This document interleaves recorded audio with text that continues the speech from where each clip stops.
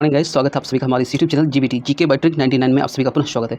चलिए दोस्त, आज हम बताएंगे आपको कि रेलवे में जो बहुत सारे स्टूडेंट का ये कन्फ्यूज़न था कि आखिर रेलवे में आउट ऑफ 100 मार्क्स कैसे कैलकुलेट किया जाता है। यानी कि मेरा मार्क्स रहता है 120 में 80 और ये out of raw marks out of 100 होकर के 66.66 यानी 66 हो जाता है। कैसे हो जाता है? एलपी टेक्नीशियन में जो जिनका एग्ज़ाम होने वाला है या जिनका एग्ज़ाम हो चुका था, उन्हें बहुत बड़ा कन्फ्यूजन ये था कि आखिर ये कैसे कैलकुलेट होता है। मेरा मार्क्स था out of 75 45 and raw mark फिर हो गया 60 आउट ऑफ 100। ये कैसे बढ़ता है, कैसे घटता है? कभी-कभार देखा होगा आपने कि मार्क्स रहता है कुछ हो जाता है कुछ, तो कैसे होता है? इसी के बारे में आज हम चर्चा करेंगे। थोड़ी-सी निजी प्रॉब्लम के चलते हम वीडियो नहीं ला पा रहे हैं अभी, लेकिन अब जल्द आप लोगों के लिए हम लेके आएँगे। तब तक के लिए आप बने रहिए, जुड़े रहिए, स्टे कनेक्टेड। और आप लोगों से एक रिक्वेस्ट करेंगे कि प्लीज़ इस चैनल को हेल्प करिए ग्रो करने में। थोड़ा सब्सक्राइब करिए और दोस्तों के साथ शेयर करिए, कमेंट करिए, लाइक करिए, डिसलाइक करिए, ताकि यदि लाइक करिएगा तो हमें पता चलेगा मैं मेहनत कर रहा हूँ, मेरा मेहनत सफल हो रहा है। यदि डिसलाइक करिएगा तो हमें ये भी पता चलेगा कि और मेहनत करने की ज़रूरत है, क्या सुधार करने की ज़रूरत है। कमेंट बॉक्स में देखिए, हम एक्चुअली गाइड की आवश्यकता सबको होती है। यदि आप कमेंट बॉक्स में हमको बताएँगे, तो हम और बेहतर करने का प्रयास करेंगे, अपने आप को सुधारने का प्रयास करेंगे। जहाँ कोई दिक्कत है उसको सही करने का प्रयास करेंगे। लेकिन उसके लिए आपको हमें हेल्प करना होगा। हम अपनी तरफ से पूरा कोशिश करेंगे कि आपको बेहतर से बेहतर दें। अ, बस आपसे एक ही रिक्वेस्ट करेंगे, प्लीज़ जुड़े रहिएगा। 1-2 दिनों में ये प्रॉब्लम सॉल्व हो जाएगी और फिर प्रॉपर वीडियो आने लगेगा आप लोगों के लिए। तो चलिए आज हम देखेंगे आउट ऑफ 100 जैसे कि देख सकते हो ये कैसे हो जाता है। तो बहुत सिंपल सा फंडा है, सबको समझ में आता है। जो भी परसेंटेज चैप्टर पढ़ा होगा, आसानी से वो कर लेंगे ये सब। तो चलिए हम इसके बारे में बताते हैं अभी। देखिए, जैसे किन्हीं का मार्क 80 आ रहा है 120 में, ठीक है? तो 100 में कैलकुलेट करने के लिए कुछ नहीं करना है, मल्टीप्लाई बाय 100 कर दीजिए। ये 4 से कट जाएगा 2 बार में, 4 से कट जाएगा 3 बार में। जब 100 का 200 गुना करेंगे, ये इसका इससे मल्टीप्लाई हो जाएगा, तो ऊपर हो जाएगा 200, नीचे हो जाएगा 3। इसको हम भाग देंगे, ये आएगा 66.66। इसको यहाँ लिख देते हैं 66.66। तो इस तरह आपका मार्क्स कैलकुलेट होता है 100 पे। यानी आपने यदि 120 में 80 किया है, तो वही 100 में कितना हो गया? 66.66। ये हो गया आपका 66.66, ठीक है? अब चलिए एलपी की बात करते हैं। एलपी में क्या होता है? आपने एक एग्जांपल और दे देता हूँ एनटीपीसी में। मान लें आपने 120 में अटेम्प्ट किया कितना? 120 में 70 अटेम्प्ट किया, ठीक है? और आपका मार्क्स है, थोड़ा और इजी कम ले लेते हैं जिससे समझ में आ जाए सबको आसानी से। 120 में आपने अटेम्प्ट किया 40, ठीक है? तो ये 100 पर कितना होगा? तो कुछ नहीं, जितना मैक्सिमम मार्क है, यानी कि जितने मार्क का ओरिजिनल है, उतना आपका ऑप्टेंड मार्क, यानी आपने जितना मार्क्स रॉ मार्क्स आया हुआ है 120 में, मल्टीप्लाई बाय 100 कर देंगे, तो ये आराम से कट जाएगा। ऐसे नहीं काटेंगे तो ऐसे भी 4 से 3 बार में इसे हम काट देंगे, तो 100/3 यानी कि 33.33%। यानी इतने परसेंट इतना मार्क्स हो गया 100 में। यदि आप 120 में 40 किए हैं तो 100 में कितना हो गया? 33.33। एलपी में क्या फंडा है? एलपी में लोग 45 लेके चलते हैं। आपने 45 किया, आउट ऑफ कितना? 75। मतलब एलपी टेक्नीशियन में जो सीबीटी 1 होता है उसमें 75 नंबर का पूछा जाता है, जो कि क्वालिफाइंग नेचर का रहता है। और सीबीटी 2 जो होता है उसमें पार्ट ए पार्ट बी में दिया होता है। पार्ट ए में जो होता है उसमें सिलेबस लगभग सेम ही रहता है और थोड़ा इंजीनियरिंग ड्राइंग पूछ देता है और ऑक्यूपेशनल सेफ्टी एंड हेल्थ रहता है, थोड़ा बहुत 2-4 नंबर ऐसा पूछता है। तो वो 100 नंबर का रहता है। और पार्ट बी जो रहता है वो आपका ट्रेड रहता है। आपने ट्रेड चाहे पीसीएम से लिया हो या फिर fitter, electrician, diesel mechanic, diesel etc जो भी आपका हो, वो ट्रेड से पूछा जाता है, वो भी क्वालिफाइंग नेचर रहता है। आपका जो फाइनली सिलेक्शन होता है वो सीबीटी 2 के पार्ट ए से होता है, ठीक है? तो जैसे देखिए पार्ट ए में सीबीटी 1 में किसी ने 45 मार्क्स लाए 75 में, तो उसका 100 पे काउंट करेंगे, यानी कि 100 उनका मार्क्स कितना होगा? 15 से इसे काट देंगे 3 बार में, 15 से 3 बार में कट गया और 5 बार में कट गया। 5 से इसको काट देंगे 20 बार में, ऊपर कितना हो गया? इसको इससे मल्टीप्लाई कर देंगे तो 20 या 60, यानी कि हम कह सकते हैं जो मार्क आपका था कितना?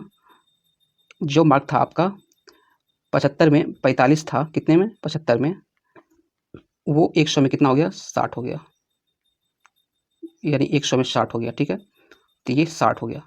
अब पहले क्या होता था? नॉर्मलाइजेशन होता था, उसमें कुछ मार्क्स बढ़ता था। इस बार परसेंटाइल बेसिस कर दिया है, तो आपका रॉ स्कोर के हिसाब से, यानी कि आपका जो परसेंटाइल होगा उस हिसाब से उसी को आपको रॉ स्कोर काउंट करके रिजल्ट दिया जाएगा, ठीक है? कभी-कभार होता कि देखिए एएलपी का फंडा था। अब कभी-कभार होता क्या है कि आपका 100 नंबर का पेपर रहता है, जैसे ग्रुप डी में, उसमें आप 60 किए, 60 मतलब रॉ आ रहा है काट-कूट करके, तो 60 आ रहा है, तो ये 60 तो दिखा रहा है, लेकिन फिर आउट ऑफ 100 60 दिखा रहा है। कुछ देर के बाद में out of 100 62 point something something हो जाता है आउट ऑफ 100 100 ही पे। ये कैसे बढ़ता है? तो इसका सिंपल सा है फंडा कि इसमें क्या होता है, इसमें ये देखा जाता है कि इस 100 क्वेश्चन जो रेलवे द्वारा दिया गया था, पूछा गया था, उसमें कितना क्वेश्चन ऐसा है जो रॉन्ग है। क्वेश्चन मान लीजिए 2 क्वेश्चन रॉन्ग है, तो आपका काउंट जो होगा वो 98 क्वेश्चन को ही 100% मान के काउंट होगा, ठीक है। 98 को ही 100% मान के काउंट होगा, यानी कि आपका यदि 60 है तो 60/98 इंटू 100, इसको दशमलव में करेंगे तो समथिंग समथिंग वही 62 के आसपास में जो भी होगा, 62-63 जो हो इतना आएगा, ठीक है। तो इस हिसाब से ये आपका रॉ कैलकुलेट होता है, रॉ, ठीक है। अब नॉर्मलाइजेशन में कितना बढ़ता है वो डिपेंड करता है नॉर्मलाइजेशन पे, लेकिन इस वर्ष नॉर्मलाइजेशन हट गया परसेंटाइल बेसिस से, तो इसीलिए आपका परसेंटाइल के अनुसार से कटअप। परसेंटाइल के बारे में थोड़ा शॉर्ट चर्चा कर लेते हैं।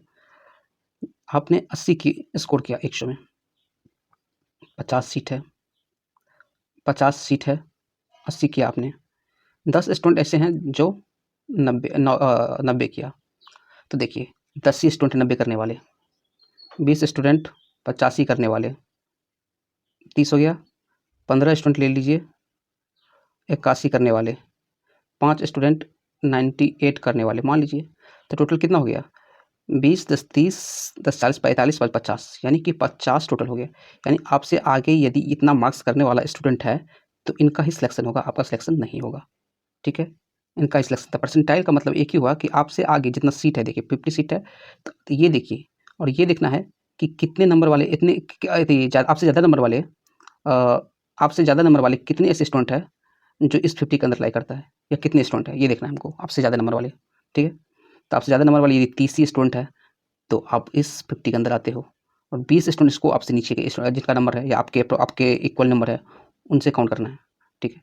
तो इस हिसाब से परसेंटाइल काउंट होगा, ठीक है। ये परसेंटाइल देखा जाएगा, यानी कि यदि आपसे आगे आप 80 किए हो, आपसे आगे 9 मैक्सिमम स्टूडेंट जो है 90, जो टॉपर है वो 90 किया है, तो इसको 100% मान करके, 100 परसेंटाइल मान करके काउंट किया जाएगा। उस हिसाब से आपका कितना होगा वो देखना है परसेंटाइल। ये नंबर परसेंटाइल ये देखना है 100 परसेंटाइल। आपका कितना आता है, यदि 80 है तो हो सकता है आपका 90 परसेंटाइल हो, 85 परसेंटाइल हो, 95 हो जाए, ये होगा, ठीक है। आपसे आगे कितना स्टूडेंट है, ये कटअप, ये परसेंटाइल अभी क्लियर कोई नहीं बता सकता है, मतलब रेलवे का जो हम बता रहे हैं CBT2 हो या फिर ग्रुप डी का हो, क्योंकि न कितने ऐसे स्टूडेंट हैं जब तक मालूम नहीं चलेगा तब तक कैसे कोई बता सकता है। और ये डाटा रेलवे के द्वारा तब तक शेयर नहीं किया जाता जब तक एग्जाम चल कंटिन्यू रहता है। तो चलिए आपको समझ आ गया होगा, शॉर्ट था ये, ज़्यादा डिटेल के मेरे हिसाब से ज़्यादा डिटेल वाला वीडियो मत देखिए, क्योंकि ये मायने नहीं रखता है कि आपका परसेंटाइल क्या है। आप बस एक कोशिश करनी है आपको कि आप अपना शेप स्कोर जो 100% है वो देके आओ, क्योंकि स्टूडेंट उतना ही करेगा जितना उसको आता है, तो वही देखना है। परसेंटाइल डिसाइड करेगा स्टूडेंट के अनुसार ही होता है, नंबर ऑफ अटेम्प्ट के अनुसार, नंबर ऑफ रॉ स्कोर के अनुसार कितना सही है, इस अनुसार से नंबर ऑफ वैकेंसी के अनुसार से कट ऑफ डिसाइड होता है। तो ये सब नंबर ऑफ वैकेंसी के अनुसार से कट ऑफ डिसाइड होता है, तो ये सब मायने रखता है इस पे। इस सब के बारे में चर्चा मत करिए। यदि आपका हो चुका है ग्रुप डी का एग्जाम तो आप फिजिकल में आराम से लग जाइए, क्योंकि वो भी उसमें भी बहुत छटता है, वो नहीं 1/3 छटता है, यानी कि 3 में से 2 स्टूडेंट को छाट देना है, ठीक है। थैंक यू, आशा करता है ये वीडियो आपको समझ में आया होगा, और बस आपसे फिर पुनः एक ही रिक्वेस्ट करेंगे, बहुत कम सब्सक्राइबर होने के कारण उतना मन नहीं लगता है सही से प्रॉपर वीडियो लाने में, बनाने में। तो प्लीज़ आप लोग से एक ही रिक्वेस्ट करेंगे, प्लीज़ सब्सक्राइब करिए। हम कोशिश करेंगे आपके लिए, कोशिश क्या करेंगे, आपके लिए बेहतर से बेहतर करने का प्रयास करेंगे। थैंक यू, धन्यवाद। जय हिंद, जय भारत।